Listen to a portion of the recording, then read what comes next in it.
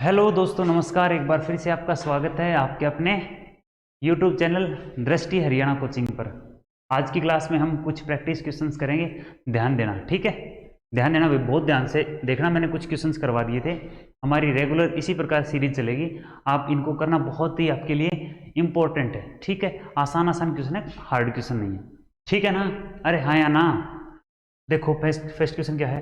4000 में से छोटी संख्या कौन सी घटाई जाए कि ये संख्या 19 से पूरा पूरा भाग जाए? पढ़ लिया होगा ना क्वेश्चन? अच्छा जी, पढ़ लिया। तो यहां इसको हम रख देते हैं। इसने कहा कि 4000 में से क्या घटाएं। तो भाई आप ये बताइए पहले, क्या बताएं कि 4000 के ऊपर यदि हम 19 से भाग देंगे, या तो भाग चला जाएगा पूरा पूरा, हाँ या ना? या तो पूरा पूरा चला जाएगा, और नहीं जाएगा तो शेष बचेगा, वो माइनस कर देंगे, तो वो संख्या पूरी पूरी भाग जाएगी। तो उसने कहा कितना माइनस करें, तो चेक कर लो शेष कितना बचेगा। तो 19 दूनी 38, ऊपर से 2 बच गया, उतार ली 0, 19 एक कम 19, ठीक है? बचे कितने? 1, ऊपर से उतारी 0, तो कितना शेष बचा? 10। तो 4000 में से यदि हम 10 माइनस कर दें तो 3990 जो होगा वो पूरा पूरा भाग जाएगा। तो उसने ये नहीं पूछा कि वो संख्या क्या है, उसने पूछा है कितना माइनस करें। तो कितना माइनस करेंगे? 10 माइनस कर देंगे, ठीक है? समझ में आया है? बोलो हाँ या ना? आइए नेक्स्ट क्वेश्चन पर। निम्न में से कौन सी भिन्नें आरोही क्रम में है? कहने का मतलब है ये बताना है कि कौन सी भिन्न छोटी है और कौन सी भिन्न बड़ी है। सिंपल सा तरीका है, बहुत ही सिंपल तरीका है। क्वेश्चन आपने पढ़ लिया, मैं यहाँ रख देता हूँ।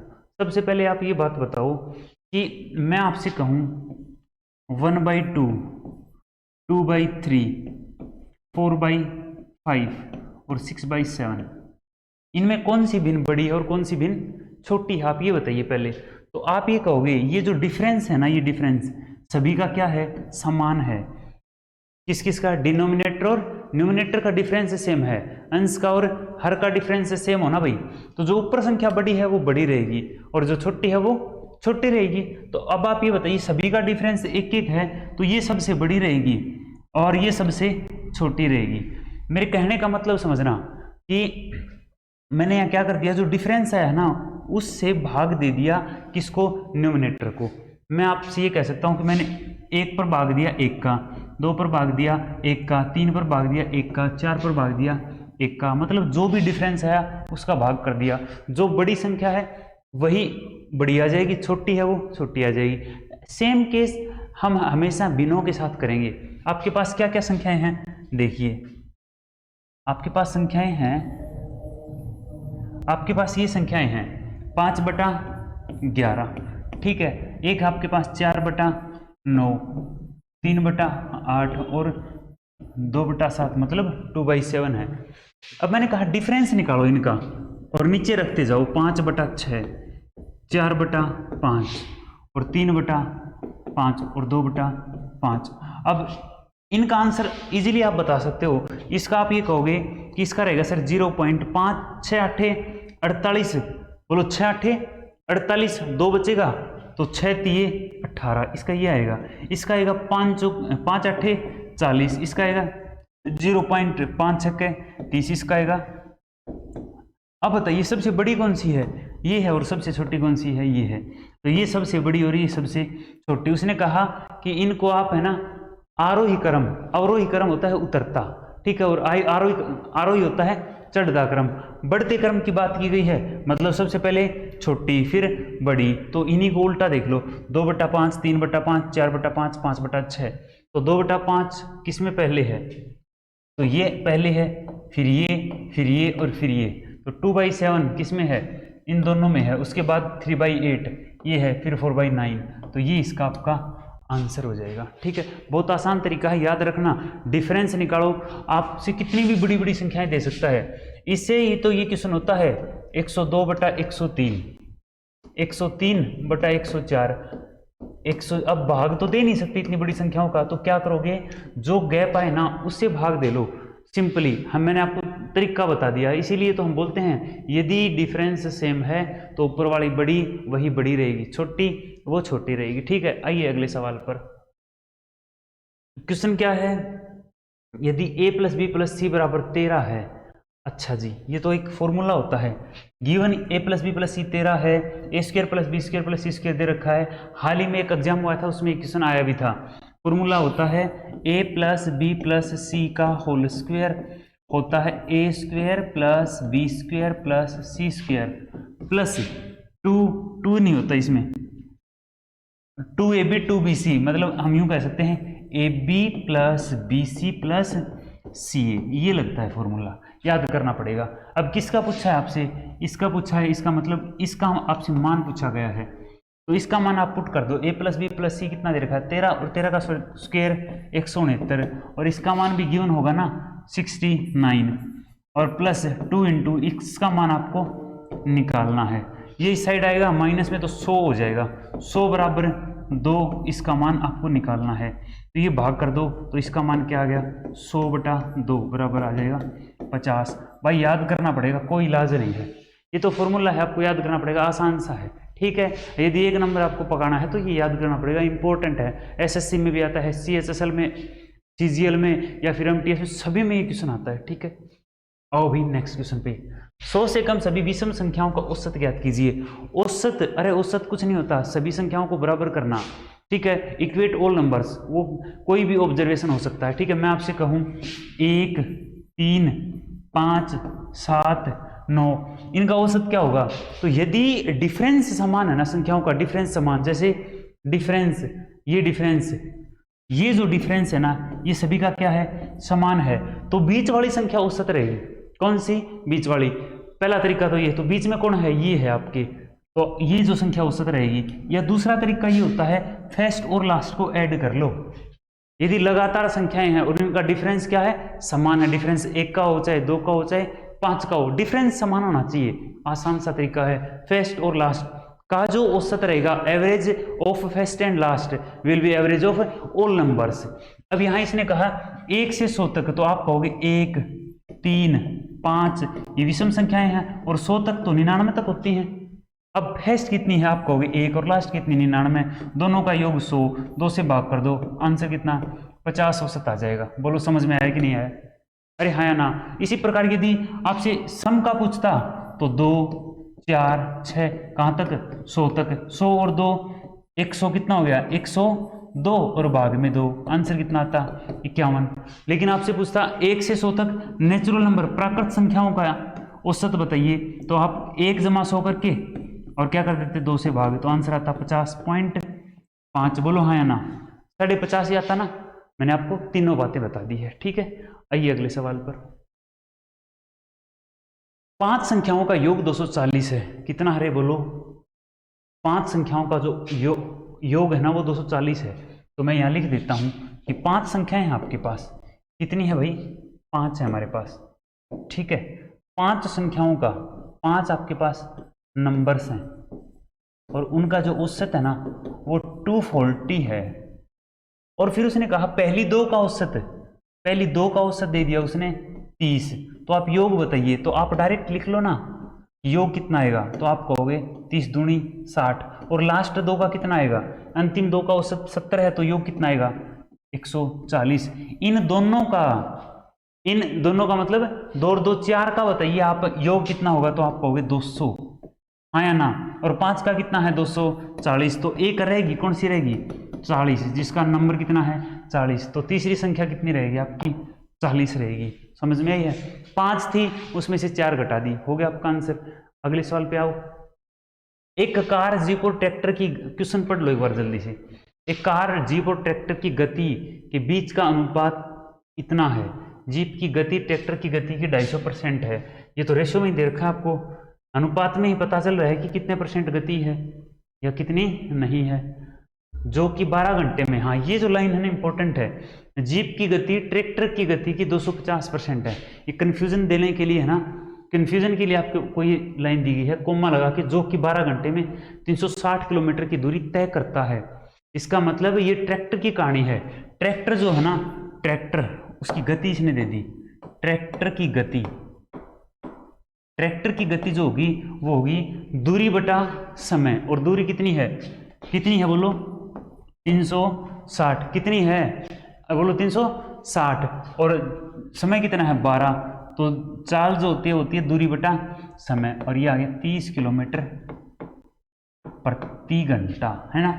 ट्रैक्टर की आ गई। अब तीनों का अनुपात देखो कितना है, 3, 5 और 2। तो पहले कौन है, कार, फिर कौन है, जीप, फिर कौन है, ट्रैक्टर। ट्रैक्टर की यहाँ 2 है और यहाँ कितनी है, 30 है। कितनी है, 30 है। तो 2 का मतलब आ गया 30, तो 1 का मतलब कितना आ गया, तो आप कहोगे 15, हाँ या ना। 1 का मतलब 15। तो आपसे पूछे जीप की बताइए, तो 15 5 75 किलोमीटर प्रति आवर। और कार है तो कार क्या जाएगी, 45 किलोमीटर पर आवर। लेकिन उसने पूछा है कार और जीप की औसत गति बताइए, ये हो गया 45 और ये हो गया 75। कार की और जीप की औसत है 45 + 75 भाग में 2, कितना आंसर आ जाएगा आप बताइए।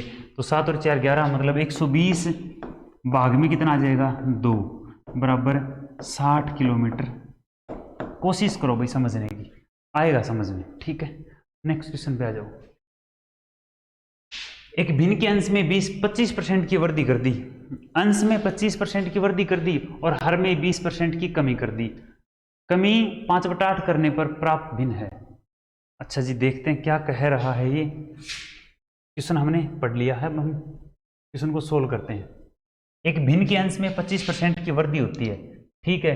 अच्छा, भिन्न है आपके पास, मान लो x/y, ठीक है क्या।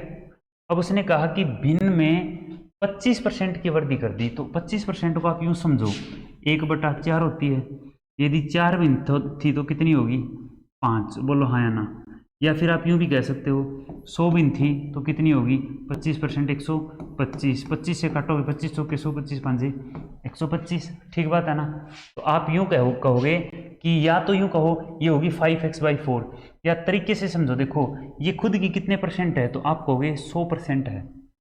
ये खुद की कितनी परसेंट है, 100% है। और इसके अंदर इसी का 25% और जोड़ दिया, बोलो हाँ या ना, ठीक है जी।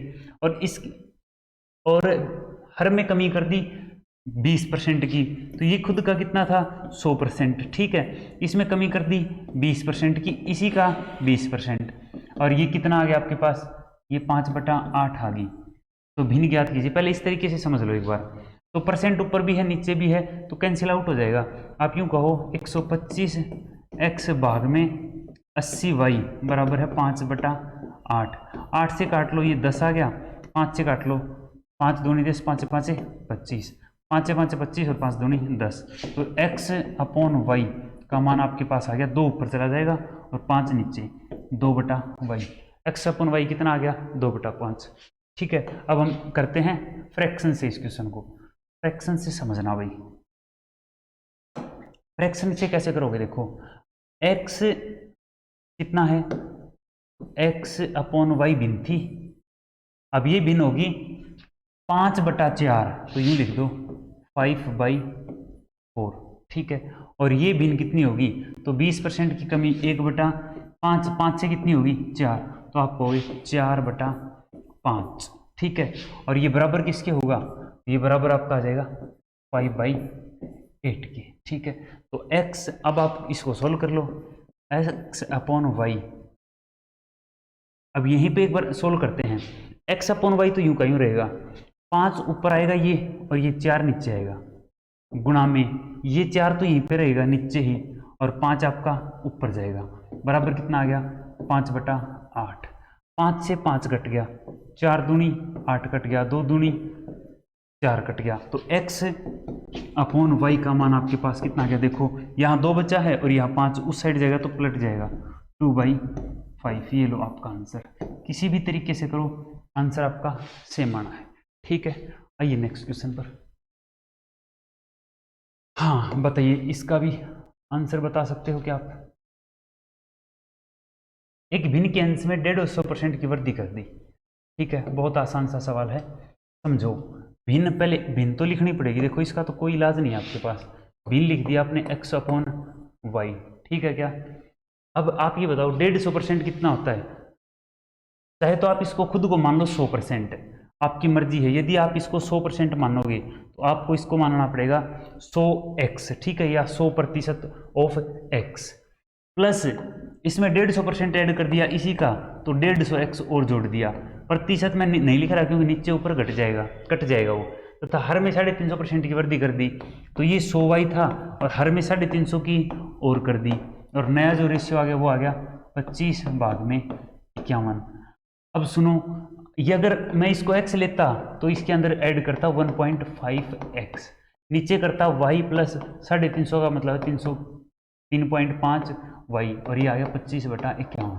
अब देखो ये आसान हो गया, क्यों? क्योंकि आपको काटापीटी ज़्यादा नहीं करनी पड़ेगी। और यहाँ देखो ये हो गया 350y और भाग में कितना हो गया 450y, ये 350 नहीं, ये ऊपर आएगा 250। ठीक है, तो ये आएगा 250y बराबर 25/51। 0 से 0, 5 5 25 और 5 9 में 45। इसको 3 से काट लें, 3 3 9 और 17 3 51। ये 3 तो ऊपर जाएगा, अभी और कटेगा, 5 से 5 5 25, ये 3 जाएगा ऊपर, आंसर आएगा 15/17। भाई समझ लेना इसको रोक के तसल्ली से, आसान सवाल मैंने करवाए हैं। ठीक है, आ जाओ नेक्स्ट क्वेश्चन पर। दो संख्याओं के योगफल तथा गुणनफल क्रमशः ये और ये हैं, इन संख्याओं के व्युत्क्रमों का योगफल ज्ञात कीजिए। पढ़ लिया होगा क्वेश्चन आप लोगों ने, है ना? लो भाई, पहले देखो सवाल क्या है। दो संख्याओं का योगफल x प्लस वाई बराबर है 12 और गुणनफल x गुणा y बराबर है 35। ठीक है, वैसे आप डायरेक्ट बता सकते हो कि इनकी संख्याएं क्या क्या होंगी, तो 7 और 5 12, 7 5 35, सही बात है ना? अदरवाइज आप यूँ समझो कि यदि व्युत्क्रम पूछे, इसका मतलब उल्टा पूछ रहा है, आया ना? अब देखो इसको अगर सोल्व करेंगे तो एलसीएम एक्स वाई आएगा और ऊपर y प्लस एक्स हो जाएगा।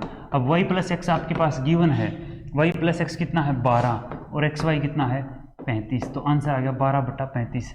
है कहीं ऑप्शन में? ये रहा बिल्कुल, बोलो हाँ या ना? ठीक है, नेक्स्ट क्वेश्चन देखो। राम के वर्तमान आयु उसके पुत्र की आयु से 3 गुणी है। अच्छा जी, कितनी है? 3 गुणी है, तथा उसके पिता की आयु का 2/5 है। मैं यहां लिख देता हूं, जिक्र है राम का, उसके पिता का और पुत्र का। क्वेश्चन में फंसाने की कोशिश की गई है, ठीक है, समझना ध्यान से। राम के वर्तमान आयु उसके पुत्र की आयु से 3 गुणी है, तो राम यदि 3 गुना है तो पुत्र 1 गुना है, रेशियो आ गया। तथा उसके पिता की आयु का 2/5 है। राम के पिता का 2 यदि ये 2 है ना तो ये 5 है, बस ये बताया है इसने, ध्यान से समझो। राम की आयु उसके पुत्र की आयु का 3 गुना है तो हो गया, और पिता की आयु का 2/5 है। 2/5 का मतलब है यदि पिता 5 है तो पुत्र 2 है। अब पुत्र, पिता का पुत्र तो ये है, न कि ये, कंफ्यूज मत होना।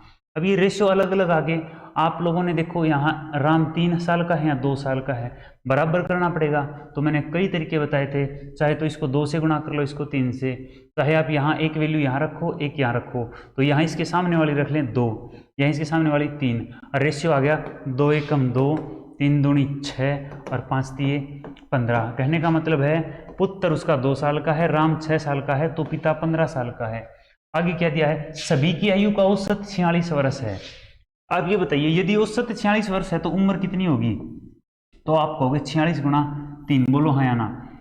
टोटल एक की यदि 46 है एवरेज में, तो तीनों की कितनी हुई? 46 गुणा 3। और यहाँ देखो टोटल कितनी है, तो आप कहोगे 15 और 8 23, तो 23 का मान आपके पास कितना है भाई? कि 23 का मान कितना है, ध्यान से देख लो, 6 और 2 8 और 15, 23 का मान आपके पास 46 गुणा 3 है, तो 23 दूनी 46, कितना गया? 6 गुना, तो 6 गुनी कर दो, 6 दूनी 12। पुत्र 12 साल का है, ये 36 साल का है, 15 छिकी 90, ये 90 साल का है। पूछा क्या है? राम के पुत्र तथा राम के पिता की आयु में कितना अंतर है?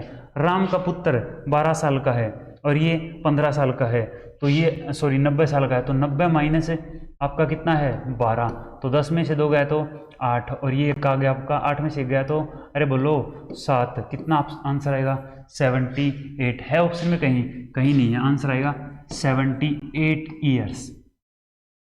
ठीक है, बोलो समझ में आया है? आइए नेक्स्ट क्वेश्चन पर।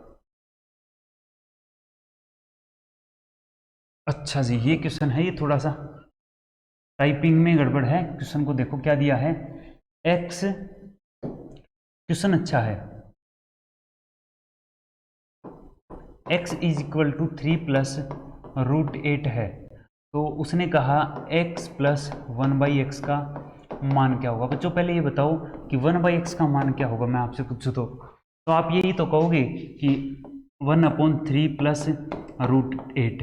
मैं तो डायरेक्ट ये भी कह देता 1/x का मान 3 माइनस रूट 8 आएगा। क्यों आएगा वो समझो, रेशनलाइजेशन करना पड़ेगा, हर का परिमेयकरण करना पड़ेगा, यहाँ माइनस करके मल्टीप्लाई और डिवाइड, क्योंकि नीचे रूट है। 3 minus root 8 upon 3 minus root 8। अब ऊपर देखो क्या आ गया, 3 माइनस रूट 8, और नीचे क्या आ गया, A square minus B square formula लगेगा। क्यों, क्योंकि ए प्लस बी और ए माइनस बी का फॉर्मूला क्या होता है आपके पास, A square minus B square. ये देखो A plus B A minus B, तो 3 का स्क्वायर करेंगे 9, और रूट 8 का स्क्वायर करेंगे 8, तो नीचे कितना आ गया 9 माइनस 8 मतलब 3 रूट 8/1। तो ये इतना ही आ गया ना, मैंने यही तो बताया था। अब उसने कहा इन दोनों का जोड़ बताइए, इसका और इसका जोड़। तो ध्यान से देखोगे तो 3 जमा रूट 8 और जमा में 3 माइनस रूट 8, रूट 8 से कट गया रूट, आंसर कितना आ गया 3 और 3 6। यही तो आपका आंसर है। बोलो हाँ या ना, कर लोगे भाई? अरे कर सकते हो, वीडियो को रोक के स्लो करके कोशिश करो आप, ठीक है। आ जाओ इस क्वेश्चन पे आ जाओ। क्या क्वेश्चन है, 550 का कितने प्रतिशत माइनस 150 का 12% बराबर 125। सबसे पहले आप ये बताइए 550 गिवन है, उसका मतलब गुणा कितना है x, और नीचे यहाँ 100 लिख दो एक बार, माइनस 150 का 12/100 बराबर कितना है 125। अब देखो 0 से यहाँ 0 कट रही है, यहाँ 0 से 0 कट रही है। अब और काटने की जरूरत आपको नहीं है, क्योंकि ये जो नीचे 10 है ना, ये कॉमन आएगा उस साइड चला जाएगा, तो ये तो आ गया 1250। यहाँ आपका है 55x माइनस 12 और 15 की मल्टीप्लाई आप करके देख लेना, आई थिंक 180 आएगी, ठीक है। 12 5 60, 12 1 12 और 6 18, और ये चीज़ उस साइड जाएगी, तो 55x बराबर कितना बन जाएगा, तो आप कहोगे 1250 प्लस 180, ठीक है जी। 0 8 5 13, 2 3 और 1 4 और 1, ये 55x का मान आ गया इतना। तो x का मान क्या आएगा, तो सबसे पहले तो मैं आपको काट के बताता हूँ। 5 से 11 5 55, 11 एकम 11 11 3 33 0, और फिर 5 से काटेंगे, 5 दूनी 10 5 6 30, x का मान आ गया 26। यही तो पूछा है हमने, इसका मान निकाल लिया, कितना है आपके पास 26। ऑप्शन में है नहीं कहीं भी, हो सकता है कैलकुलेशन मिस्टेक होगी या फिर ऑप्शन आपका गलत भी हो सकता है भाई, ठीक है। आप कन्फर्म एक बार चेक कर लेना, खुद चेक कर लेना, हो सकता है कैलकुलेशन मिस्टेक हो या आपका प्रिंटिंग में भी मिस्टेक हो सकती है, ठीक है। x का मान हमारा 26 आया है, तो आप चेक कर लेना कहीं ये 26 तो नहीं है, ठीक है। बाकी हमारा तरीका सही है बिल्कुल। दो संख्याएं एक तीसरी संख्या से क्रमशः 12 सही 1/2% का ध्यान रखना है, ये है 12.5% अधिक है, और दूसरी 25% अधिक है। पहले ये बताइए, ये होता है 1/8। यदि एक संख्या 8 है ना, तो दूसरी 1 ज़्यादा हो जाएगी, तो 9/8। यहाँ 25% 1/4 होता है, 1 4 है तो दूसरी 5 हो जाएगी। बस एक बार इतना समझना है। अब आओ क्वेश्चन पे, दो संख्याएं एक तीसरी संख्या से, तो a b और c 3 संख्याएं मान लो। ये दो संख्याएं हैं ना, तीसरी से ज़्यादा हैं, क्या है तीसरी से ज़्यादा हैं, तो ये c है और ये भी आपका c है। उसने कहा a जो है ना c से 12.5 ज़्यादा है, तो ये a होगी। फिर कहा b भी ज़्यादा है, तो ये b होगी। अब c यहाँ 8 है और यहाँ 4 है, बराबर होनी चाहिए ना। इसको मैं 2 से मल्टीप्लाई करूँ और इसको भी मैं 2 से, तो नया रेशियो क्या बन गया, नया रेशियो पूछे तो देखो a का मान आ गया 9, b का मान 5 दूनी 10, और c कितना है आपके पास 8 है, ठीक है। बोलो समझ में आई है बात। अब ध्यान से देख लो, पहली संख्या दूसरी संख्या का कितना प्रतिशत है, कितना परसेंट है बताइए। तो पहली संख्या दूसरी का कितना परसेंट है, पहली कितनी है 9 और दूसरी कितनी है 10, पहली दूसरी का कितने परसेंट है और गुणा में 100, 0 से 0, आपका आंसर आ गया 90% है। तरीके से करना, कोशिश करोगे बात बनेगी, ठीक है। हम टाइम वेस्ट नहीं करेंगे, ठीक है भाई। आप मोटिवेट तो खुद हो यार बहुत अच्छे से, आपको पता है जॉब लेनी है, नौकरी लेनी है, तो काम तभी बनेगा जब पढ़ोगे। आ जाओ भाई नेक्स्ट क्वेश्चन पे आ जाओ। क्वेश्चन पढ़ो जरा एक बार। सोने तथा चांदी की 50 ग्राम मिश्र धातु में भार के रूप में 80% सोना है, इस धातु में कितना सोना और मिलाया जाए। आप किसी भी तरीके से इस क्वेश्चन को आप सोल्व कर सकते हो, ठीक है। मैं आपको एलिगेशन से करके बताता हूँ कि 50 ग्राम मिश्र धातु में भार के रूप में 80% सोना है और सोना मिलाना है। तो याद रखना, देखो जहाँ 50 ग्राम मिश्र धातु है ना, कितनी है 50 ग्राम, वहाँ सोना कितना है, तो आप कहोगे 80% है, और जो मिलाया है वो सोना कितना है 100% है, और नया हो जाएगा वो कितना है 95% है। ये माइनस कर दो 5 और ये 15, 1:3 आ गया। कहने का मतलब है यदि पहले टोटल एक था ना मिश्र धातु के रूप में, तो 3 और मिलाना पड़ेगा। था कितना 50 ग्राम, तो मिलाना कितना पड़ेगा 150 ग्राम, आपका आंसर आ जाएगा। आप दूसरे तरीके से भी इसको कर सकते हो कि यहाँ सेम कौन रहेगा। अरे बताओ यहाँ सेम कौन रहेगा, मैं करके दिखाता हूँ आप लोगों को दूसरे तरीके से। दूसरे तरीके में आपको यूँ उठाना है कि सेम कौन रहेगा। तो सोने और चांदी की मिश्र धातु में सोना मिलाया है तो चांदी सेम रहेगी। 50 ग्राम मिश्र धातु थी, बोलो है ना, 50 के अंदर आपकी चांदी कितनी है 20%, ठीक है। अब उसने कहा 50 के अंदर ऐड कर दिया 1 ग्राम और ऐड कर दिया, ठीक है। सोना कितना ऐड कर दिया 1 ग्राम, हमें नहीं पता कितना ऐड किया है, 50 के अंदर 1 ग्राम ऐड कर दिया। इसके अंदर भी आपकी जो चांदी है ना वो कितनी है, इस धातु में कितना सोना और मिलाया जाए। ध्यान से देखो, इस धातु में कितना सोना और मिलाया जाए कि मिश्र धातु में 95% सोना हो जाए। अब आप ये बताइए, ये जो चीज है ना यहाँ, ये तो सेम ही रहेगा। दोबारा से समझो एक बार। उसने कहा कि 50 ग्राम आपके पास मिश्र धातु है, मिश्र धातु का मतलब है गोल्ड, ठीक है, गोल्ड और सिल्वर।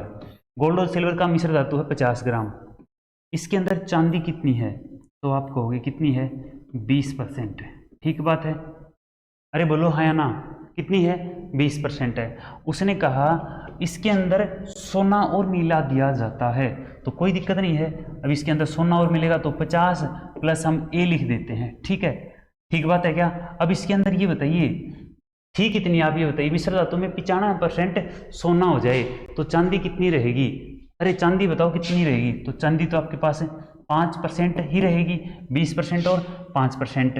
तो अब आप कैंसिल आउट कर लो परसेंट से परसेंट, 5 चौके 20 और ये आ गया 200 बराबर आ जाएगा 50 प्लस ए, और ए का मान कितना आ जाएगा आपके पास, 50 में से 50 घटेगा 200 में से, तो आपके पास आएगा ये 150। अरे बोलो कितना आएगा 150। तो क्या ऐड किया था हमने सोना, और सोना कितना आ गया 150, ठीक है। आइए नेक्स्ट क्वेश्चन पर।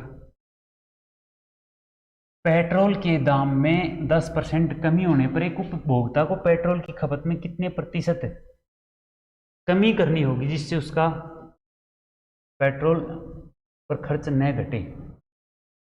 पेट्रोल पर खर्च, ठीक है, उसने कहा कि खर्चा समान रहे, तो आप ये बताइए कि खपत में कितने प्रतिशत की वृद्धि की जाए, कितने प्रतिशत की वृद्धि लिखी रखी है, तो ठीक है। तो आपको मैं एक्चुअल तरीका बताता हूँ। पहले तो खर्चा जो रहेगा ना, खर्चा वो रहेगा मूल्य गुणा खपत, ठीक है। और खर्चा यदि पहले 1 था तो अब भी 1 है, 100 था तो 100 रहेगा। मूल्य कितना बड़ा है 10%, तो आप 100 से 110 कह सकते हो, या 10 से कितना हो गया 11, और खपत का हमारा खपत लिख दिया। इसको इस साइड ले आओ तो खपत का मान आ गया आपके पास 10/11। इसका मतलब 10 से कितनी होगी 11 होगी, सॉरी 11 से कितनी होगी 10, तो 1 घटेगी इस पर 11 पर और गुणा में 100, और 1/11 होता है, इसको भाग करके देख लेना 9 से 1/11, 9 से 1/11 कहीं ऑप्शन में है ही नहीं, 9 से ही 1 अरे उल्टा कर दिया, 10% कमी दे रखी थी ना। चलो हम दोबारा कर लेते हैं, क्वेश्चन हमने अच्छे से पढ़ा नहीं। खर्च सेम है, ठीक है, मूल्य कम हुआ है तो 10%, आप देखो 10% 1/10, 10 में से 1 घटा तो 9/10, और गुणा में ख का खपत लिख दिया यूं का यूं। ये इस साइड आएगा तो 10/9 बराबर खपत, और खपत का मान आ गया 9 से 10 होगी तो 1 बड़ी है किस पर 9 पर, और गुणा में 100, तो कितना आंसर आएगा, तो आपको ये आएगा 11 सही 1/9%। कौन सा ऑप्शन है, ऑप्शन नंबर 1 रहेगा। आइए नेक्स्ट क्वेश्चन पर। 3 बट्टे दे रखे हैं और आसान सा है, बट्टे जो होते हैं सक्सेसिव इंक्रीमेंट या डिक्रीमेंट के होते हैं, और इंक्रीमेंट तो लगता ही नहीं है, बटों के ऊपर तो सक्सेसिव डिक्रीमेंट लगता है। कहने का मतलब समतुल्य बट्टा ज्ञात कीजिए। देखो 30% का बट्टा दिया तो आप कहोगे 70 बटा, यूँ लिख लो, कितना बच गया 70 बटा 100। पहले 100 की चीज़ 70 में बिकी, ठीक है, फिर उस पर और बटा दिया तो वो बिकी 100 की चीज़ 80 में, फिर उसके ऊपर एक बटा और दिया तो 100 की चीज़ 5 कम में बिकी, मतलब 95 में, ठीक है। मैं इसको यूं भी लिख सकता था, ध्यान से समझना, 30% 3/10 होता है तो 10 की चीज़ 7 में बिकती, 20% 1/5 5 की चीज़ 4 में बिकती, और 95% होता है 1/20 20 की चीज़ 19 में। अगर दिमाग से सोचते तो यहाँ कैलकुलेशन कम थी, यहाँ कैलकुलेशन ज़्यादा है, टाइम आप लोगों का ही बचता। 2 दूनी 4 और 2 पाँचे 10। अब भाई कैंसिल आउट करना पड़ेगा आपको, नीचे 5 5 25, 25 दूनी 50, नीचे तो आ गया 500, और ऊपर है 7 दूनी 14 गुणा 19, ठीक है। और गुणा कर लेते हैं, 19 चौके 76, 19 से कम 19, और 7 19 और 7 25, और नीचे है 500। 500 की चीज़ 256 में बिक रही है भाई, 500 की चीज़ कितने में बिक रही है 256 में। तो उसने कहा समतुल्य बट्टा क्या थी, कितना डिस्काउंट मिला, तो ध्यान से देखोगे ना तो यहाँ आपको डिस्काउंट मिला है 244 का, किस पर 500 पर, और गुणा में 100, 20 से 205 से 5 चौके क्या 20, और फिर 4 बज गया, 5 8 40, ठीक है, और 5 8 40 और 5 8 40। हाँ, भाग देके देख लेते हैं फिर से, 5 चौके 20, 4 5 8 40 और 5 8 40। ये यार क्यों मिस्टेक आई, कहाँ कैलकुलेशन में हम मिस्टेक कर रहे हैं। 5 से 5 चौके 20, 4 फिर 4 5 8 40, लेकिन ऑप्शन में कहीं नहीं है ऐसा 48 पॉइंट, और आंसर आपका 48 ही आना चाहिए ना, बोलो हाँ या ना, 48.8 आना चाहिए। देख लेना भाई 48.8 ऑप्शन में है नहीं, 46.8, हाँ ये देखो दो ऑप्शन एक जैसे हैं यार, मैं बिल्कुल सही कर रहा था। ये आएगा 48.8 का डिस्काउंट आएगा, ठीक है, ध्यान रखना भाई 48.8 का ही डिस्काउंट आएगा। एक दुकानदार अंकित मूल्य पर 10% की छूट देता है, अरे कोशिश करो समझने की, छूट देता है 10% की और उसे 8% का लाभ होता है। इतना आसान सा सवाल है, 10% की छूट दी तो चीज़ बिकी 9 रुपये की, 10 की चीज़ 9 में बिकेगी। समझो कैसे, 10% होता है 1/10, 10 की चीज़ 9 में बिकेगी। ये है SP और ये है CP, सही बात है कि अच्छा मूल्य छूट देता है ना, ये SP है तो ये MRP है, डिस्काउंट MRP पर होता है हमेशा, तो ये हो गया MRP। अगला 8% का लाभ होगा ना, तो 8% का लाभ आप यूँ लिख लो, 100 रुपये की चीज़ 108 में बिकेगी, 4 से काटेंगे तो 4 दूनी 8 और 4 साते 28 और 25, कहने का मतलब है 25 की चीज़ 27 में बिकी, तभी तो फायदा हुआ, 27/25। और ये क्या है SP है, SP यहाँ 9 है यहाँ 27 है, सेम होना चाहिए, इसको हम 3 से गुणा करते हैं और इसको हम 3 से। अब MRP तो आ गया 30, SP आ गया 27 और CP है 25। उसने कहा कि बताइए अंकित मूल्य को क्रय मूल्य से कितने प्रतिशत अधिक रखें। अंकित मूल्य को क्रय मूल्य से, तो क्रय मूल्य तो है 25 और अंकित मूल्य है 30, कितना ज़्यादा रखें तो आपको होगी 5। किससे, क्रय मूल्य से, तो क्रय मूल्य 25 है और गुणा में 100, तो 25 चौके 100, आंसर कितना आया 20% आपका आंसर आ गया। ठीक है, हम दूसरे तरीके से भी इस क्वेश्चन को कर सकते हैं। देखो दूसरे तरीके से मैं बताता हूँ आपको, बिल्कुल तरीके से समझाऊंगा, रटना नहीं है, दूसरा जो तरीका है वो आप, ठीक है।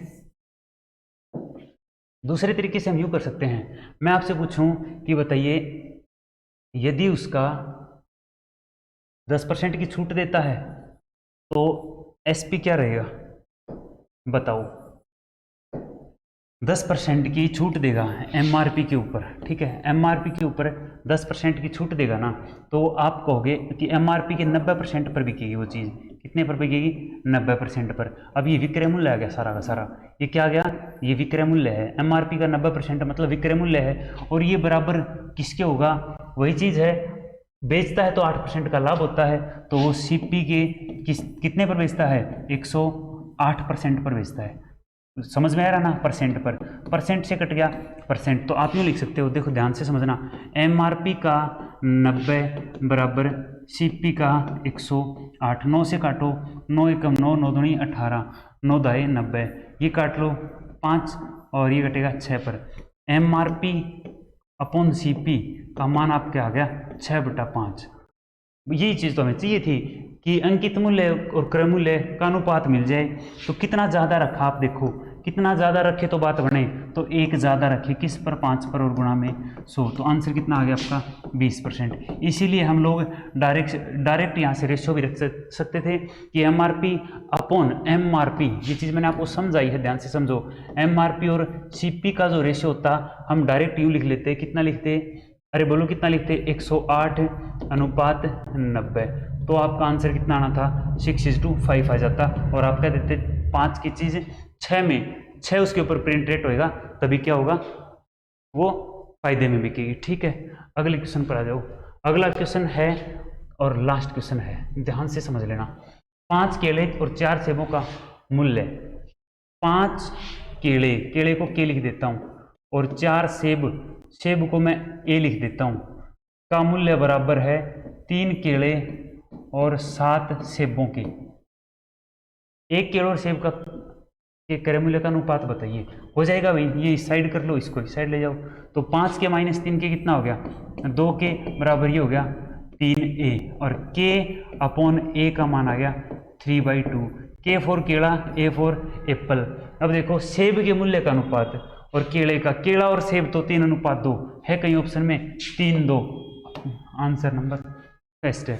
ठीक है, तो बातें बहुत अच्छे से समझ आई होंगी भाई। मैंने कोशिश करी है समझाने की, प्रैक्टिस के लिए मैंने करवाया है, थोड़ा जल्दी भी करवाया है। आप लोग खुद भी प्रैक्टिस करो, ठीक है बच्चों, करो भाई करो, करना पड़ेगा, करने से होगा। तो आज के लिए हम इतना ही पढ़ेंगे भाई, ठीक है, धन्यवाद। ठीक है भाई, एंजॉय करो, खाओ पियो, मस्त रहो, लेकिन पढ़ो जरूर।